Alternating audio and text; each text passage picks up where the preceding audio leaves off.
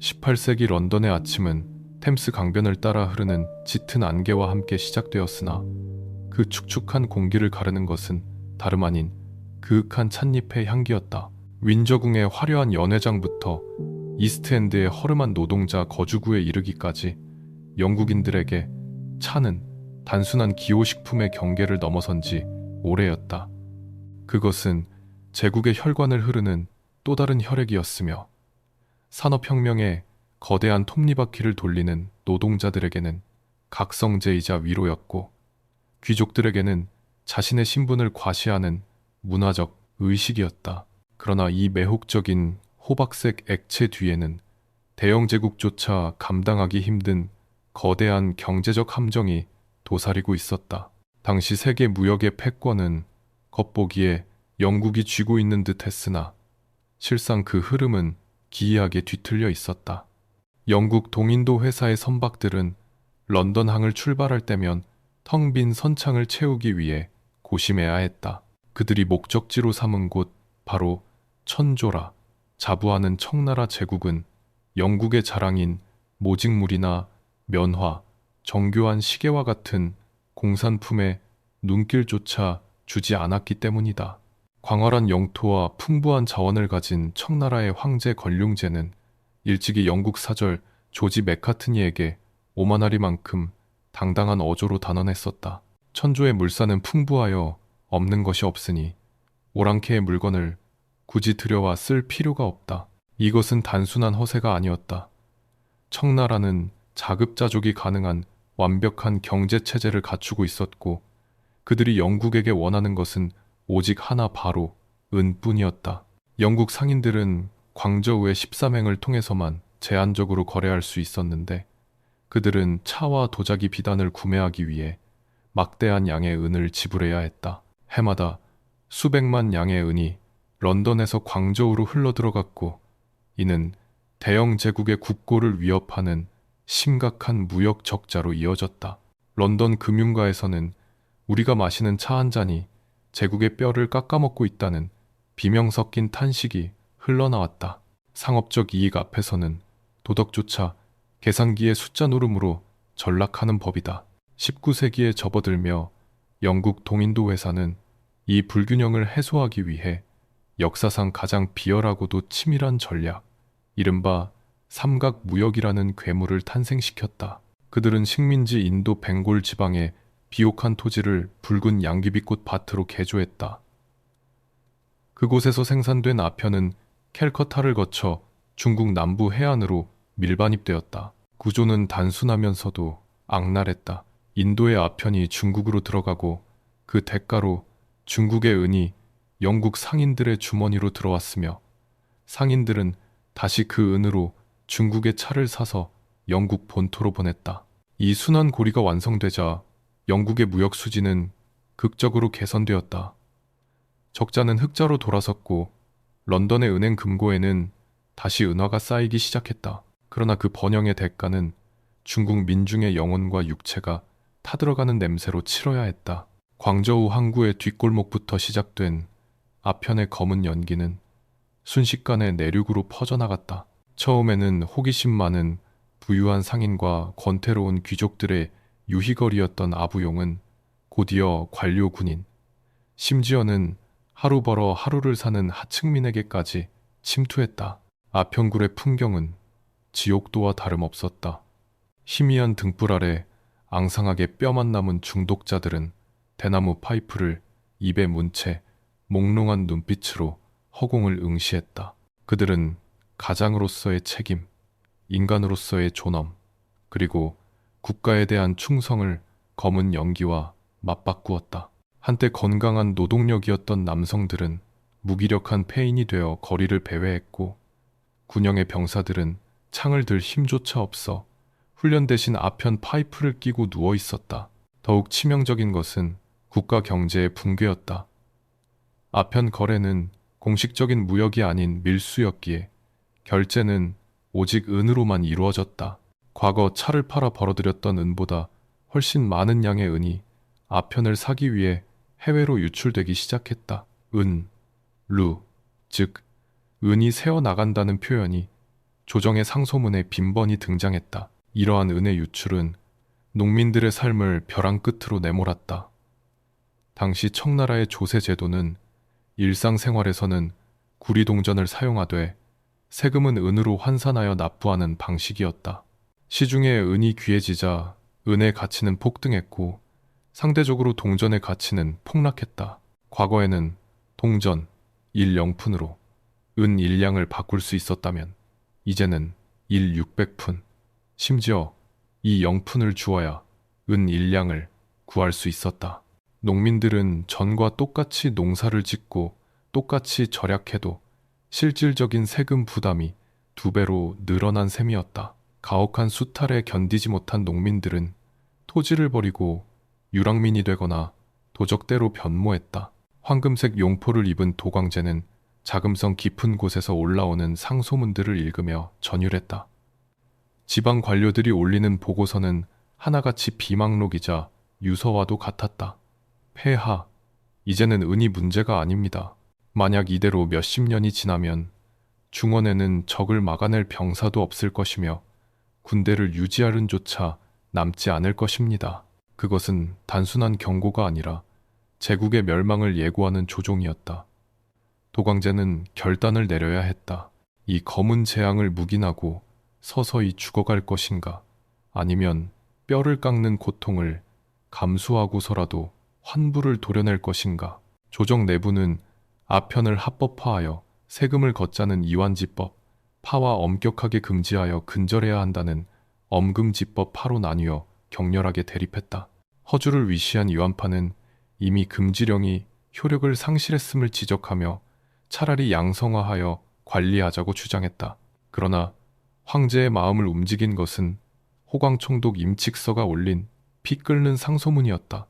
강직하고 청렴하기로 소문난 임칙서는 아편의 폐해를 낱낱이 고발하며 만약 지금 당장 이를 막지 않는다면 청나라는 돌이킬 수 없는 파국을 맞이할 것이라 역설했다.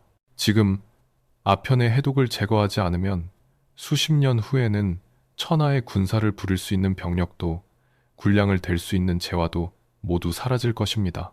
이 한 문장이 도광제의 심장을 꿰뚫었다. 황제는 깊은 한숨과 함께 붓을 들어 임칙서를 흠차 대신으로 임명하는 조서에 서명했다. 그에게 부여된 권한은 막강했다. 황제를 대신하여 현지에서 즉결 처분할 수 있는 권한, 그리고 수사의 전권을 위임받은 임청천. 임칙서는 비장한 각오로 광저 우행을 준비했다. 그는 자신이 상대해야 할 적이 단순히 탐욕스러운 상인 몇 명이 아니라 바다 건너 거대한 제국의 욕망, 그리고 그 욕망에 기생하는 부패한 관료 조직 전체라는 사실을 짐작조차 하지 못하고 있었다. 1839년 봄, 임칙서의 행렬이 광저우에 도착했을 때 남중국해의 습한 바람에는 이미 불길한 전운이 감돌고 있었다. 항구에 정박한 영국 상선들은 겉으로는 평온해 보였으나 그 선창 깊은 곳에는 청나라를 병들게 하는 독극물이 가득 실려 있었다. 그리고 그 배들을 지키는 것은 단순한 상선단이 아닌 근대적 화력으로 무장한 대영 제국의 자존심과 이익을 수호하려는 자들이었다. 광저우의 외국인 거주구역인 13행 거리. 영국 무역감독관 찰스 엘리엇은 창밖을 내다보며 시가를 피우고 있었다. 그는 새로 부임한다는 흠차 대신이 유별나게 깐깐한 인물이라는 소문을 들었지만 크게 개의치 않았다. 지금까지 수많은 관료가 호기롭게 내려왔다가는 뇌물 몇 푼에 눈을 감거나 적당히 타협하고 돌아갔기 때문이다. 엘리엇은 이번에도 적당한 선에서 비즈니스가 이루어질 것이라 믿었다. 하지만 그는 임칙서라는 인물이 가진 강철 같은 의지와 이 충돌이 불러올 파장이 인류 역사의 흐름을 송두리째 바꿔놓을 것이라는 사실을 전혀 예상하지 못하고 있었다. 임칙서는 도착하자마자 관례적인 연회를 모두 거절하고 즉각적인 행동에 돌입했다. 그는 아편 상인들의 명단을 확보하고 아편을 복용한 자들을 체포했으며 외국 상인들에게 전례 없는 최후 통첩을 보냈다. 가지고 있는 아편을 모조리 내놓고 다시는 아편을 들여오지 않겠다는 서약서를 제출하라. 그리하면 과거의 죄는 묻지 않겠으나 만약 한 조각이라도 숨기거나 다시 들여오다 발각되면 그 즉시 처형할 것이며 재산은 몰수할 것이다. 이것은 단순한 행정명령이 아니었다. 그것은 거대한 두 문명, 수천 년간 동아시아의 질서를 지배해온 중화제국과 산업혁명을 통해 전 세계로 뻗어나가는 서구 제국이 정면으로 충돌하는 신호탄이었다. 바야흐로 아편 전쟁의 서막이 오르고 있었다. 광저우의 13행 거리에는 팽팽한 긴장감이 감돌았다. 임칙서가 내린 최후 통첩은 단순한 종이 조각이 아니라 제국의 법이 살아있음을 알리는 서슬, 퍼런 칼날이었다. 그러나 영국 무역 감독관 찰스 엘리엇과 아편 상인들은 초기에 이 경고를 과소평가했다. 그들은 임칙서 역시 적당한 뇌물과 타협으로 무마될 수 있는 흔해 빠진 관료 중 하나일 것이라 오판했다. 상인들은 명목상의 아편, 1천여 상자만을 내놓으며 상황을 넘기려 했으나 이는 임칙서의 분노에 기름을 부은 격이 되었다. 임칙서의 대응은 단호하고 신속했다. 그는 즉시 상관구역을 완전히 봉쇄했다. 중국인 고용원들을 모두 철수시키고 식량과 식수의 공급을 차단했다. 350여 명의 외국 상인들은 화려한 저택 안에 갇힌 포로 신세가 되었다.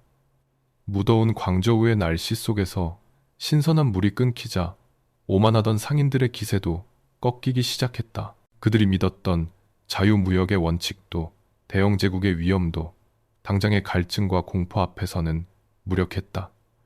결국 찰스 엘리엇은 굴복했다. 그는 영국 정부가 손실을 보상해 줄 것이라는 약속과 함께 상인들이 보유한 아편 전량을 임칙서에게 인도했다. 그리하여 역사적인 호문소연의 막이 올랐다. 1839년 6월 3일 광저우 밖 호문 해변에는 거대한 구덩이들이 파여 있었다. 임칙서는 아편을 단순히 불에 태우는 방식, 이 경우 남은 재를 긁어 모아 다시 흡입할 수 있다는 우려 때문에 대신 화학적 분해 방식을 택했다.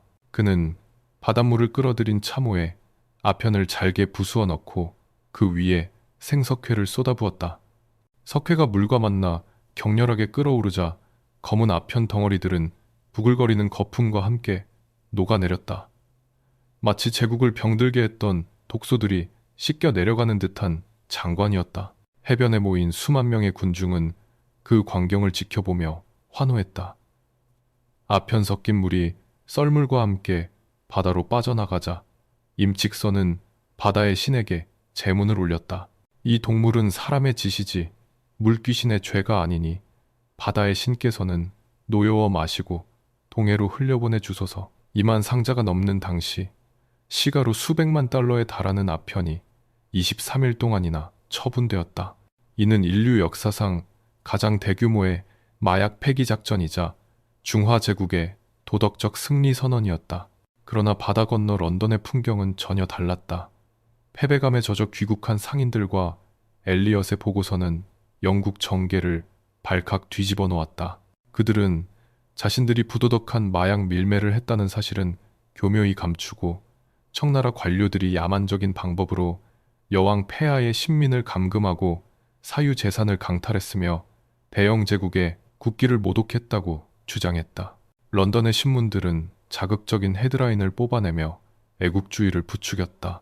웨스트민스터 의사당에서는 이 문제를 두고 격렬한 논쟁이 벌어졌다. 집권당인 휘그당과 외무장관 파머스턴 경은 전쟁을 강력히 주장했다. 파머스턴에게 있어 아편은 단순한 상품이 아니라 대영 제국의 무역 수지를 지탱하는 핵심 축이었다. 그는 의원들을 향해 열변을 토했다. 이것은 단순히 아편의 문제가 아닙니다. 이것은 안전한 상업 활동의 보장과 우리 국기의 명예가 걸린 문제입니다. 저 오만한 중국인들에게 문명 세계의 규칙을 가르쳐주지 않는다면 영국의 무역은 영원히 위협받을 것입니다. 반면 야당인 토리당과 윌리엄 글래드스턴을 비롯한 양심적인 의원들은 전쟁의 부도덕성을 신랄하게 비판했다. 글래드스턴은 의사당이 떠나갈 듯한 목소리로 외쳤다. 역사상 이토록 정의롭지 못하고 이토록 영원한 불명예를 안겨줄 전쟁은 들어본 적이 없습니다. 대영 제국의 국기가 해적과 밀수꾼을 보호하기 위해 펄럭인다면 우리는 그 깃발을 혐오하게 될 것입니다. 중국인들이 우리에게 독을 팔려고 했다면 우리는 어떻게 했겠습니까? 그들은 자신들의 백성을 보호할 권리가 있습니다. 의회는 도덕과 이익 사이에서 팽팽하게 대립했다. 아편 전쟁이라는 치욕적인 이름이 붙을지도 모를 이 전쟁에 대한 찬반 투표가 실시되었다. 결과는 271대 262, 불과 9표 차이였다. 자유무역이라는 미명 아래 숨겨진 탐욕이 국가의 양심을 간발의 차로 누른 순간이었다. 빅토리아 여왕은 일기장에 중국 문제로 정부가 승리하여 매우 기쁘다고 적었다. 제국의 영광을 위해서라면 그 수단이 마약일지라도 정당화될 수 있다는 제국주의 시대의 서늘한 논리가 승리한 것이다. 전쟁이 결정되자 영국은 신속하게 움직였다. 인도에 주둔하던 동양 원정군이 소집되었다. 그들의 전력은 숫자상으로는 청나라 군대에 비해 보잘것없어 보였으나 질적으로는 차원이 달랐다. 특히 그들의 선봉에는 네메시스라는 이름의 강철 괴물이 포함되어 있었다.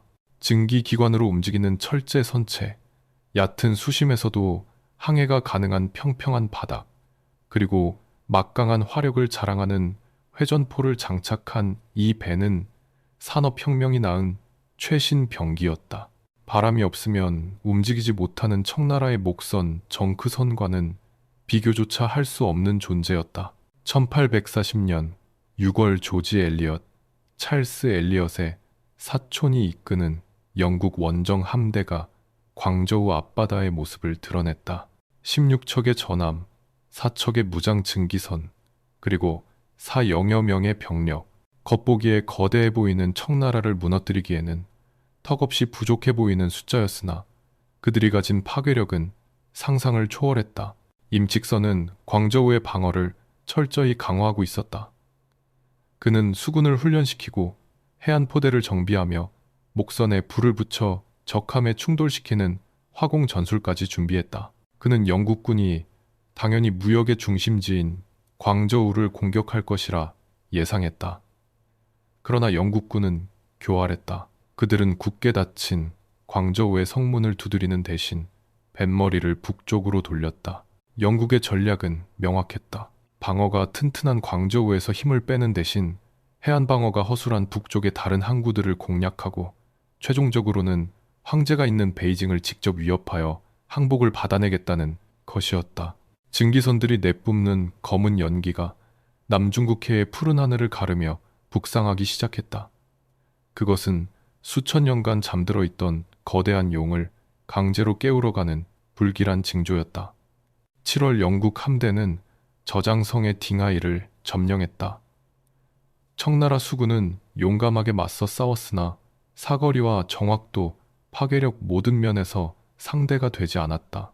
영국군의 한포 사격 한 번에 청나라의 배들은 나무 조각이 되어 흩어졌고 오랜 세월 방치되어 녹슨 청나라의 대포는 적함의 흠집조차 내지 못했다. 이것은 전쟁이라기보다는 일방적인 학살에 가까웠다. 전선은 빠르게 북쪽으로 이동했다. 검진 앞바다에 영국 함대가 나타나자 자금성은 공포에 휩싸였다. 오랑캐의 배가 나는 듯이 빠르고 그 대포 소리는 천둥과 같다는 보고가 황제에게 올라갔다. 도광제는 당황했다. 강직한 충신이라 여겼던 임칙서가 이를 그르쳐 오랑캐들의 분노를 샀다고 생각하기 시작했다. 조정의 분위기는 급변했다. 주전파의 목소리는 잦아들고 화친을 주장하는 주화파 기선 등의 목소리가 힘을 얻었다. 임칙서가 과도하게 일을 처리하여 평온하던 바다에 파란을 일으켰습니다. 그를 처벌하여 오랑캐들의 화를 달래야 합니다. 간신들의 모함과 눈앞의 위협 앞에서 도광제는 결국 마음을 바꿨다.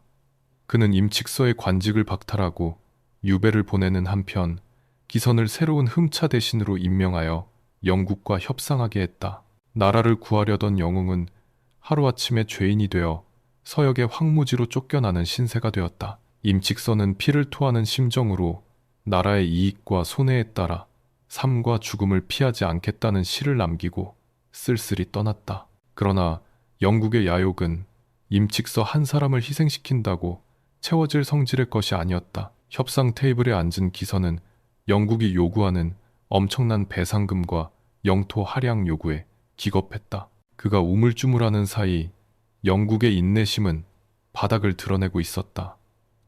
그들은 말이 아닌 대포로 대답할 준비를 마쳤다.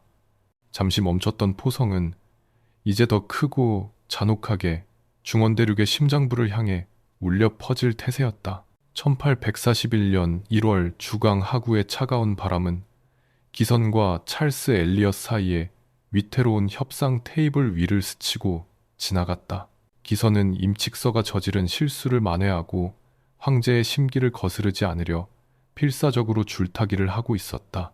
그는 영국이 요구하는 배상금은 어떻게든 은밀히 해결하려 했으나 영토 할양이라는 조건 앞에서는 전율할 수밖에 없었다. 대청제국의 땅을 오랑캐에게 떼어준다는 것은 곧 황제의 권위에 대한 반역이자 자신의 목숨을 내놓는 행위였기 때문이다. 그러나 엘리엇의 인내심은 이미 바닥난 상태였다. 그는 지지부진한 협상 태도에 격분하여 말이 통하지 않는다면 대포가 말하게 할 것이라고 선언했다. 결국 엘리엇은 협상 결렬을 선언함과 동시에 공격 명령을 내렸다. 그들의 목표는 광저우로 들어가는 관문이자 호랑이의 입비라 불리는 천혜의 요새 호문이었다. 이곳은 수백 년간 해적과 외세의 침입을 막아온 청나라 해양 방어의 자존심이었다. 호문의 수비대장인 수사제독 관천배는 백발이 성성한 노장이었으나 누구보다 뜨거운 애국심을 가진 군인이었다. 그는 낡은 대포들을 닦고 또 닦으며 병사들을 독려했다. 우리의 뼈가 가루가 될지언정 오랑캐의 배가 이 강을 거슬러 올라가게 해서는 안 된다. 그러나 1월 7일 아침 호문 앞바다에 펼쳐진 광경은 용기만으로는 극복할 수 없는 기술 문명의 잔혹한 격차를 보여주었다. 영국의 최신의 증기선 네메시스 호가 선두에 섰다. 거대한 굴뚝에서 검은 연기를 내뿜으며 증기기관 특유의 굉음을 울리는 이 불을 뿜는 괴물은 바람을 기다려야만 움직일 수 있는 청나라의 목선들을 비웃듯 자유자재로 기동했다. 전투는 일방적인 학살이었다. 네메시스 호가 발사한 콩그리브 로켓이 궤적을 그리며 청나라 정크선의 화약고에 명중했다. 굉음과 함께 거대한 불기둥이 치솟았고 배에 타고 있던 수백 명의 병사들은 비명 한 번 제대로 지르지 못한 채 폭발 속에 산화했다. 나무 조각과 사람의 팔다리가 비 오듯 쏟아져 내렸다. 호문 요새의 대포들이 불을 뿜으며 반격했지만 사거리가 짧아 영국 함대에 닿지 못하거나 두꺼운 철갑에 튕겨나갈 뿐이었다. 반면 영국 함포의 정확한 사격은 요새의 성벽을 종잇장처럼 찢어발겼다. 관천배는 쏟아지는 포탄 속에서도 지휘도를 놓지 않았다. 그의 몸은 이미 여러 군데 상처를 입어 피투성이었으나 그는 부하들의 시신을 넘으며 마지막까지 대포를 쏘라고 고함쳤다. 쏴라. 놈들이 오고 있다. 쏴라. 하지만 영국의 해병대가 상륙하여 요새 내부로 진입했을 때 그들을 맞이한 것은 처참하게 파괴된 포대와 선체로 죽음을 맞이한 관천배의 시신뿐이었다. 그는 끝내 호랑이의 입을 지키지 못하고 역사 속으로 사라졌다. 영국군 지휘관조차 적장의 용맹함에 경의를 표하며 조포를 쏘아주었을 정도였다. 이 비참한 패전 소식과 함께 기선이 영국과 맺으려 했던 가협정의 내용인 홍콩 할양 소식이 베이징에 전해졌다. 도광제는 분노로 몸을 떨었다. 밥상을 엎고 벼루를 집어 던지며 그는 포효했다. 내 조상들이 물려준 강토를 한 뼘이라도 떼어주는 자는 천하의 역적이다. 기선, 그놈이 나를 속이고 나라를 팔아먹으려 했구나. 도광제는 즉시 기선을 파면하고 쇠사슬로 묶어 베이징으로 압송하라는 명령을 내렸다. 그리고 자신의 조카이자 황족인 혁산을 정역장군으로 임명하며 전국의 정예 병력을 모아 오랑캐를 박멸하라는 엄명을 내렸다. 황제는 여전히 상황을 오판하고 있었다. 그는 이것이 단순한 변경의 소란이 아니라 제국의 존망이 걸린 전면전임을 깨닫지 못한 채 그저 병력의 숫자만 늘리면 해결될 것이라 믿었다. 하지만 영국 역시 지도부를 교체하며 전쟁의 양상을 더욱 잔혹하게 바꾸고 있었다. 런던 정부는 성과가 미진하고 중국에 너무 유화적이라며 찰스 엘리엇을 해임하고 헨리 포틴저를 새로운 전권 대사로 임명했다. 포틴저는 엘리엇과는 달랐다. 그는 협상보다는 파괴를, 타협보다는 굴복을 선호하는 냉혹한 제국주의자였다. 그의 전략은 단순하고 명확했다. 중국인들이 뼈저리게 고통을 느낄 때까지 때리고 또 때린다. 1841년 여름 포틴저가 이끄는 영국 원정군은 북상을 재개했다. 그들의 목표는 샤먼, 닝보, 딩하이 등 중국 동해안의 주요 거점 도시들이었다. 태풍이 지나간 듯한 파괴의 행진이 시작되었다. 샤먼 전투에서 청나라 수비군은 용감히 저항했으나 영국군의 화력 앞에서는 추풍낙엽이었다. 특히 만주족 8기군이 주둔하고 있던 전선에서의 전투는 비극적이었다. 활과 구식 조총으로 무장한 8기군은 명예를 중시하며 대열을 갖추어 돌격했지만 영국군의 잘 훈련된 소총 부대는 기계처럼 정확한 일제 사격으로 그들을 쓰러뜨렸다. 거리에는 시체가 산을 이루었고 붉은 피가 하천을 붉게 물들였다. 한 영국 장교는 일기에 이렇게 기록했다. 그들은 정말 용감했다. 승산이 없음을 알면서도 물러서지 않고 죽음을 향해 걸어왔다. 이것은 전투가 아니라 도살이었다. 영국군이 닝보를 점령했을 때 도시는 이미 공포에 질려 텅 비어 있었다. 관리들은 도망쳤고 남겨진 백성들은 집 안에 숨어 숨소리조차 내지 못했다. 포틴저는 점령지에서 약탈을 묵인하거나 엄격히 통제하는 등 채찍과 당근을 번갈아 사용하며 공포를 극대화했다. 청나라의 해안 방어선은 완전히 붕괴되었다. 수천 킬로미터에 달하는 해안선. 어디에서도 영국 함대를 막을 수 있는 곳은 없었다. 한편 혁산이 이끄는 대군이 광저우에 집결했으나 그들은 영국군과 싸우기도 전에 내부의 부패와 무능으로 무너져 내리고 있었다. 병사들은 훈련이 되어 있지 않았고 장교들은 아편에 취해 있었으며 군자금은 중간에서 착복되었다. 혁산은 영국군의 위세에 눌려 몰래 화친을 구걸하면서도 황제에게는 대승을 거두었다는 허위 보고를 올리는 기만극을 벌였다. 1842년 봄이 되자 전쟁은 새로운 국면으로 접어들었다. 해안 도시들을 유린하는 것만으로는 청나라 황제의 항복을 받아내기에 부족하다고 판단한 포틴저는 제국의 숨통을 끊을 치명적인 계획을 수립했다. 그것은 바다를 버리고 내륙의 대동맥 양쯔강으로 진입하는 것이었다. 북경의 황제가 배고픔을 느끼지 않는다면 전쟁은 끝나지 않는다. 대운하를 끊어라. 그러면 제국은 질식할 것이다. 네메시스 호를 선두로 한 영국 함대의 뱃머리가 거대한 흙탕물 양쯔강의 하구를 향해 돌아갔다. 그곳에는 베이징으로 가는 식량과 세금이 오가는 제국의 생명선 대운하가 흐르고 있었다. 이제 전쟁은 변방의 해안가를 벗어나 중원 대륙의 가장 깊숙하고 아픈 곳을 찌르기 위해 다가오고 있었다. 강바람에 실려오는 화약 냄새는 다가올 대재앙, 바로 진강의 참극을 예고하고 있었다. 1842년 여름, 중국 대륙의 젖줄이라 불리는 양쯔강은 누런 황토물 대신 검은 매연과 붉은 피로 얼룩지고 있었다. 바다에서만 위용을 떨치던 영국의 거함들이 내륙 깊숙이 파고들자 강변의 주민들은 마치 전설 속의 수신이 놓아여 재앙을 부르는 듯한 공포에 떨었다.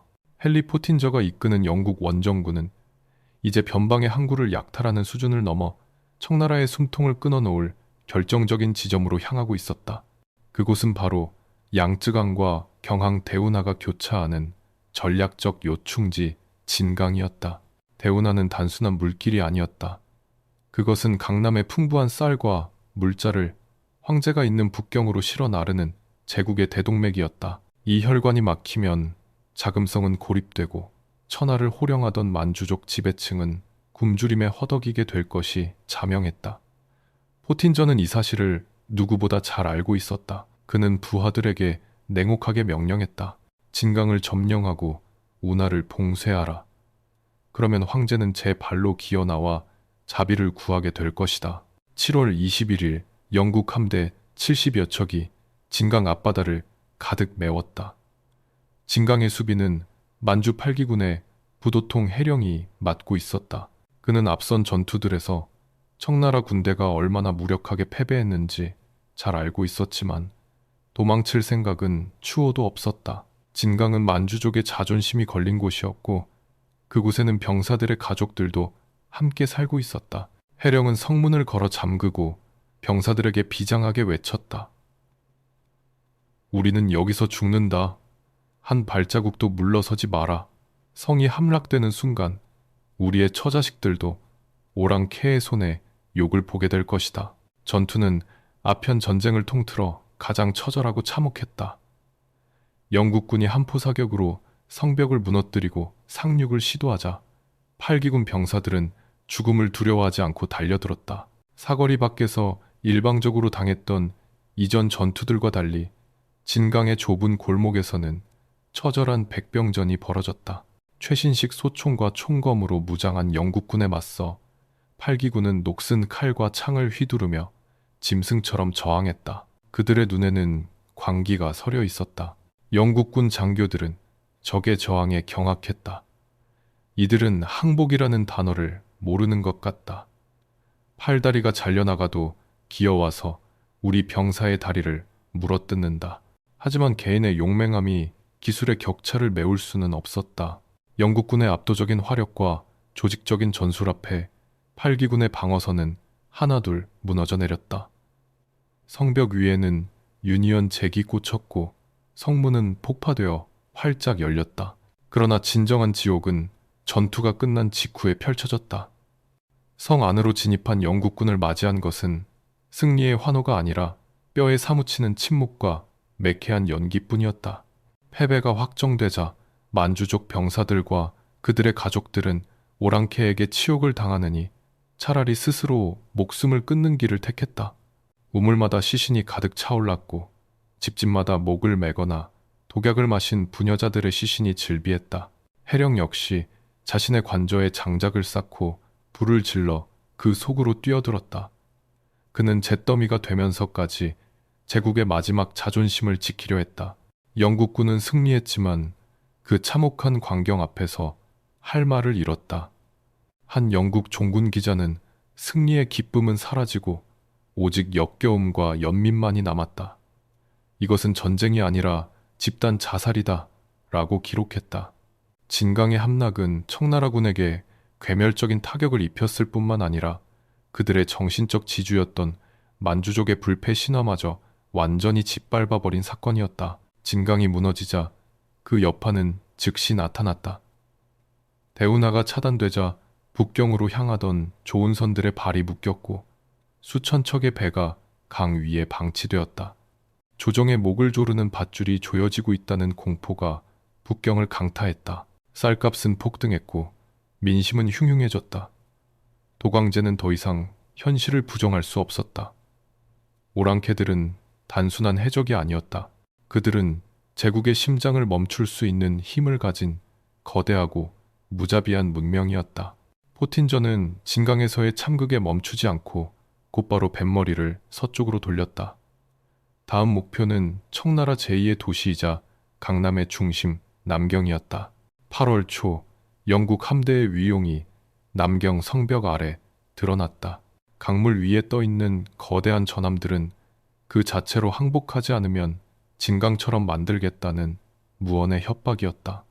네메시스 호의 포신은 남경의 성벽과 관청을 정조준하고 있었다. 남경의 관료들은 공포에 질렸다. 진강의 비극을 전해 들은 그들은 싸울 의지를 완전히 상실했다. 남경에는 수십만 명의 백성이 살고 있었고 이곳이 불바다가 된다면 청나라는 돌이킬 수 없는 타격을 입게 될 터였다. 흠차 대신 기영과 1, 2부는 백기를 들고 영국 함대로 향하는 작은 배에 몸을 실었다. 그들의 손에는 황제가 내린 편의 행사의 칙서가 들려 있었다. 그것은 사실상 무슨 조건을 들어주더라도 전쟁만은 멈추라는 백지휘 임장이었다. 8월의 뜨거운 태양 아래 영국 전함 코널리스 호의 갑판 위에는 승리자들의 오만한 미소와 패배자들의 비굴한 침묵이 교차하고 있었다.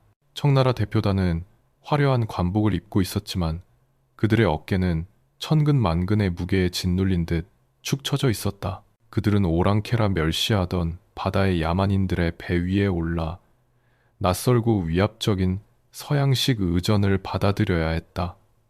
협상 테이블에 앉은 포틴저는 거만했다. 그는 더 이상 외교적 수사를 사용하지 않았다. 그가 내민 조건들은 협상안이라기보다는 전리품 목록에 가까웠다. 홍콩의 영구 할양, 막대한 전쟁 배상금, 5개 항구의 개항, 그리고 공행제도의 폐지. 어느 것 하나 청나라의 주권을 침해하지 않는 것이 없었다. 기영이 몇몇 조항에 대해 난색을 표하려 할 때마다 포틴저는 창밖으로 보이는 함포를 가리키며 차갑게 대꾸했다. 서명하지 않으시겠다면 저 대포들이 대신 대답할 것입니다. 남경이 잿더미가 된 후에 다시 이야기합시다. 기영의 손이 부들부들 떨렸다. 붓을 든 그의 손끝에서 제국의 운명이 잉크처럼 뚝뚝 떨어져 내리고 있었다. 선택의 여지는 없었다. 강철로 만든 배와 불을 뿜는 대포 앞에서 수천 년간 이어온 중화의 질서는 모래성처럼 허무하게 무너져 내리고 있었다. 이제 역사상 최초의 불평등 조약이 맺어지기 직전이었다. 코널리스 호의 갑판 위로 역사의 무거운 그림자가 드리워지고 있었다. 도광제는 자금성의 깊은 궁궐 안에서 동쪽 하늘을 바라보며 긴 한숨을 내쉬었다. 그 한숨은 한 시대의 종말을 고하는 제국의 마지막 숨결과도 같았다. 1842년 8월 29일 양쯔강의 물결은 여느 때와 다름없이 유유히 흘렀으나 강 위에 떠있는 영국 전함 코널리스 호의 갑판 위공기는 숨막힐 듯 무거웠다. 한여름의 도약볕이 내리쬐는 가운데 역사적인 서명식이 거행되고 있었다. 대영제국 전권대사 헨리 포틴저는 승리자의 여유가 넘치는 표정으로 청나라 흠차 대신 기영과 1, 2부는 도살장에 끌려온 소처럼 침통한 표정으로 마주 앉았다. 테이블 위에는 양피지로 된 조약 문서가 놓여 있었다. 그것은 단순한 외교 문서가 아니었다. 지난 수천 년간 동아시아를 지배해온 중화 질서의 사망 진단서이자 서구 열강이 동양을 유린하기 시작했음을 알리는 공식적인 초대장이었다. 기영의 손이 떨리며 붓이 움직였다.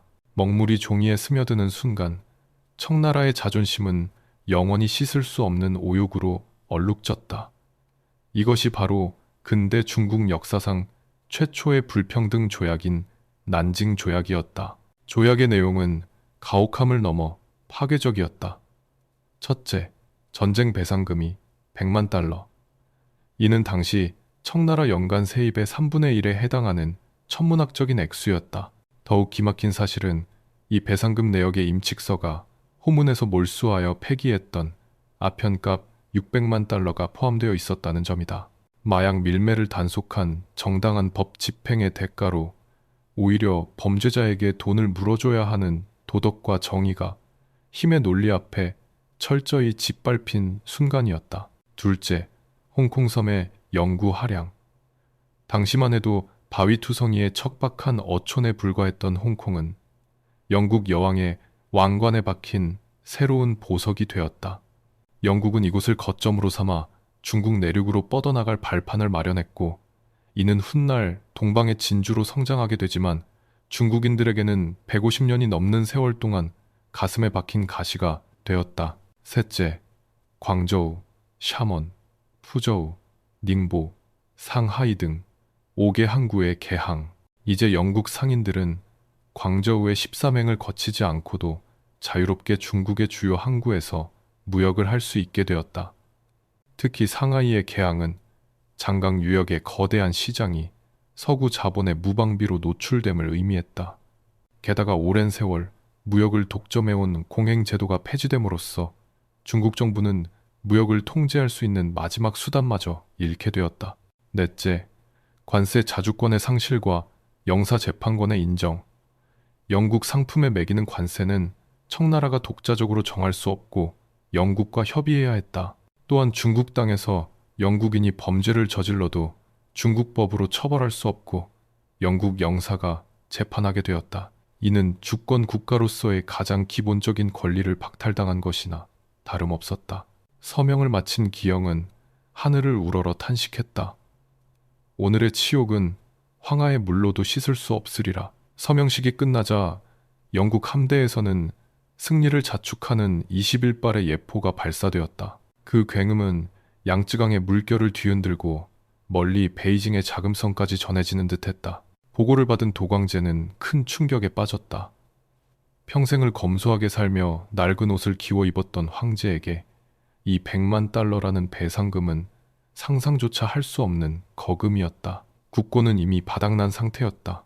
결국 이 막대한 배상금은 고스란히 백성들의 고혈을 짜내어 마련해야 했다. 세금은 더욱 가혹해졌고 은의 유출은 멈추지 않았으며 오히려 합법적인 무역로가 열리자 아편은 더욱 맹렬한 기세로 중국 전역을 잠식해 들어갔다. 조약문 어디에도 아편 무역 금지에 대한 조항은 없었기 때문이다. 영국은 교묘하게 아편 문제를 침묵으로 일관했고 이는 사실상의 묵인을 의미했다. 전쟁은 끝났지만 중국 민중의 고통은 이제 시작이었다. 전쟁 배상금을 갚기 위한 가혹한 수탈, 물가 폭등, 그리고 패전으로 인한 조정의 권위 추락은 사회 전체를 혼란의 도가니로 몰아넣었다. 곳곳에서 도적대가 들끓었고 비밀 결사들이 조직되었다. 이 거대한 불만과 절망의 에너지는 훗날 홍수전이라는 인물에 의해 폭발하여 태평천국의 난이라는 사상, 최악의 내전으로 이어지게 된다. 아편 전쟁이 뿌린 씨앗이 더 큰 피의 꽃을 피우게 된 것이다. 난징 조약의 파장은 중국 내부에만 머물지 않았다. 종이 호랑이임이 만천하에 드러난 청나라를 향해 하이에나 떼가 몰려들었다. 영국의 성공을 지켜본 프랑스와 미국은 곧바로 함대를 파견하여 영국과 똑같은 아니 더 유리한 조건의 조약을 요구했다. 1844년 미국과는 망하 조약을, 프랑스와는 황푸 조약을 체결하며 청나라는 반식민지의 나락으로 떨어졌다. 천조라는 환상은 깨졌고 동아시아의 병자라는 멸시 어린 별명이 그 자리를 대신했다. 역사적으로 아편 전쟁과 난징 조약은 중국 근대사의 기점으로 평가받는다. 그러나 그것은 희망찬 출발이 아니라 굴욕과 고통으로 점철된 백년국치의 서막이었다. 중화 중심의 세계관은 철저히 파괴되었고 중국인들은 서구의 압도적인 무력과 문명 앞에서 뼈저린 열등감과 함께 생존을 위한 처절한 몸부림을 시작해야 했다. 임칙선은 유배지인 신장의 황량한 사막에서 이 소식을 들었을 것이다. 그는 자신이 불태웠던 그 아편이 결국 제국을 불태우는 불쏘시개가 되었음을, 그리고 자신이 지키려 했던 도덕과 명분이 탐욕스러운 자본주의의 대포 앞에 얼마나 무력했는지를 통감했을 것이다. 그러나 그의 저항정신만은 완전히 사라지지 않고 중국 지식인들의 가슴 속에 작은 불씨로 남았다. 위원과 같은 학자들은 임칙서의 자료를 바탕으로 해국도지를 저술하며 오랑캐의 장기를 배워 오랑캐를 제압하자는 양무운동의 사상적 기반을 닦았다. 이야기를 맺으며 1842년 가을 런던의 풍경을 다시 떠올려 본다.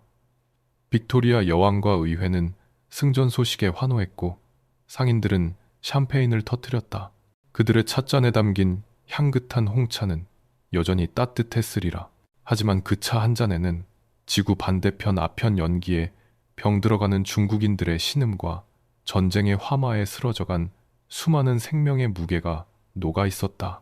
아편 전쟁은 단순한 두 나라 간의 분쟁이 아니었다. 그것은 자본주의의 팽창 욕구가 도덕적 경계선을 넘었을 때 어떤 비극을 초래하는지 보여주는 잔혹한 우화이자 힘이 없는 정의는 무력하다는 냉혹한 역사의 교훈이었다. 양쯔강의 물결은 지금도 흐르고 있지만 그 강물은 기억하고 있을 것이다. 검은 연기와 붉은 피, 그리고 제국의 황혼이 깃들던 그날의 치욕을, 그렇게 19세기 거대한 용은 깊은 상처를 입고 기나긴 악몽 속으로 빠져들었다. 이것으로 은과 잎사귀, 그리고 검은 연기가 빚어낸 비극의 대서사시를 마친다.